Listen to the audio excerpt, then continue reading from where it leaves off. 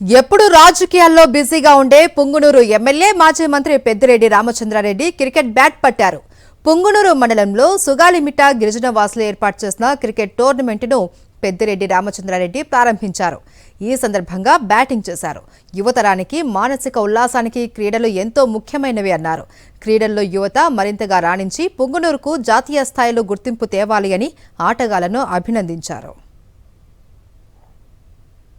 కార్యక్రమం రాబోయే రోజుల్లో ప్రతి సంవత్సరం కూడా జరుపుకోవాలని చెప్పి మిమ్మల్ని అందరినీ కూడా కోరుతా ఉన్నాను. తప్పకుండా మీరు ఆర్గనైజ్ చేసిన ఈ క్రికెట్ టోర్నమెంట్ బాగా చక్కగా విజయవంతమై విజేతలకు మీరు అందించబోయే అవార్డులు కూడా ఇక్కడే ఉన్నాయి.